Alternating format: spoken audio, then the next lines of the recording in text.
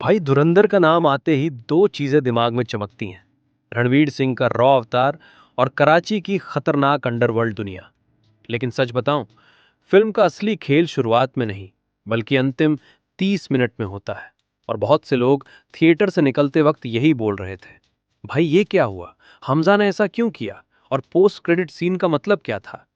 तो आज की वीडियो में हम करेंगे एकदम डीप डाइव, धुरंधर की एंडिंग, ट्विस्ट, मिशन धुरंधर का असली सच, और पार्ट 2 में क्या होने वाला है। चलो शुरू करते हैं। फिल्म का सबसे इमोशनली हाई मोमेंट आता है जब स्क्रीन पर 2611 अटैक दिखाया जाता है। इस सीन ने सिर्फ शहर नहीं, हमजा के अंदर भी एक तूफान खड़ा कर दिया।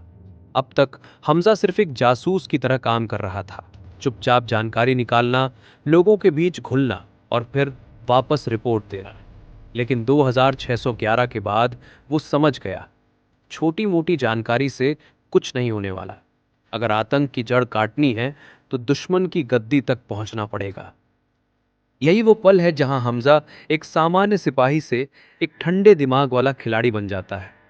अब आते हैं उस सीन पर जिसे बहुत लोग पहली बार में समझ ही नहीं पाए, हमजा का शादी करना। ये शादी न प्यार में थी, न मजबूरी में, न किसी इमोशनल बैक स्टोरी में। ये शादी थी शतरंज की पहली चाल। क्योंकि लड़की के पिता राकेश बेदी का किरदार कराची की पॉलिटिक्स में एक बड़ा नाम था। हमजा जानता था, अगर कराची में जिंदा रहना है तो एक पॉलिटिकल शील्ड जरूरी है। ये शादी वही शील्ड थी। अब पॉलिटिक्स मिल गया, लेकिन अंडरवर्ल्ड को चराने के लिए सिर्फ राजनीति काफी नहीं होती, चाहिए खौफ।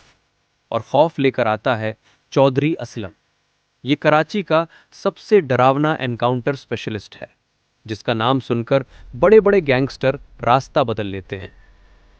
हमजा और असलम का मिलना पूरे अंडरवर्ल्ड का गेम बदल देता है। ये दोनों मिलकर एक मिशन सेट करते हैं, रहमान दैत्य अक्षय खन्ना को खत्म करना।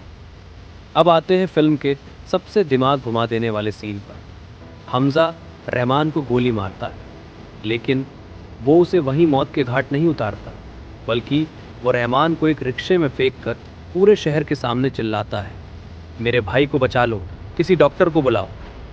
अब सुनो, यही वो पल है जहां कहानी उलट जाती है। अगर वो रहमान को अकेले में मार देता तो रहमान के आदमी हमजा को उसी समय खत्म कर देते। लेकिन इस ड्रामे ने हमजा को गद्दार नहीं बल्कि हीरो बना दिया। रहमान के लोग भी ये मान गए कि हमजा ने उसे बचाने की पूरी कोशिश की। फिर रहमान हॉस्पिटल में मर जाता है, लेकिन उसकी कुर्सी सीधे हमजा के पैरों में आ गिरती है। यहाँ हम समझ जाते हैं, हमजा अब सिर्फ सिपाही नहीं, वो एक राजनीतिक खिलाड़ी और अंडरवर्ल्ड का नया दावेदार बन चुका है। अब स्क्रीन पर एंट्री होती है आर माधवन की, और यहीं पर फिल्म की असली सच्चाई सामने आती है। माधवन बताते हैं कि हमजा का कराची जाना, रहमान का खत्म होना, पॉलिटिक्स में घुसना और अंडरवर्ल्ड पर कब्जा, ये सब एक बड़े मिशन मिशन धुरंधर का हिस्सा था। ये कोई इमोशनल चक्कर नहीं था, ये भारत की इंटेलिजेंस की सबसे गहरी, सबसे खतरनाक प्लानिंग थी। हमजा का असली नाम भी फाइल्स में फ्लैश होता है, जो पहली बार में 80% लोग मिस कर जाते हैं। पोस्ट क्रेडिट सीन तो भाई अगला कोहरा खोल देता है। यहाँ दो टाइमलाइंस दिखाई जाती हैं। टाइमलाइन 1, फास्ट हमजा ट्रेनिंग में है, साफ दिल, देश के लिए जान देने को तैयार, और आंखों में एक सोल्जर वाली मासूम चमक। Timeline 2, present Karachi light at town, जहां अब वही लड़का एक निर्दयी मशीन बन चुका है।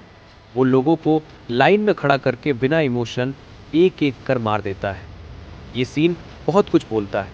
पार्ट 1 ने इन्फिल्ट्रेशन दिखाई, पार्ट 2 एग्जीक्यूशन दिखाएगी, और वो बेहद क्रूर होने वाली है। पार्ट 2 में हमजा का कैरेक्टर पूरी तरह डार्क मोड में होगा। और अब सवाल सिर्फ एक है, क्या वो कभी भारत वापस आएगा, या उसकी कहानी वहीं कराची में खत्म होगी। तो दोस्त, ये थी धुरंधर के आखिरी 30 मिनट और पोस्ट क्रेडिट सीन की असली कहानी। अब तुम्हें बताना है, तुम्हारे हिसाब से पार्ट 2 में हमजा को रिडेम्पशन मिलेगा या वो खतरनाक रास्ता ही चुनेगा। कमेंट में ज़रूर बताना। अगर वीडियो पसंद आए तो लाइक ठोक देना और सब्सक्राइब करके बेल आइकन दबा देना, क्योंकि पार्ट 2 आते ही सबसे पहले उसका ब्रेकडाउन यही मिलेगा। मैं मिलता हूं अगले वीडियो में। जय हिंद।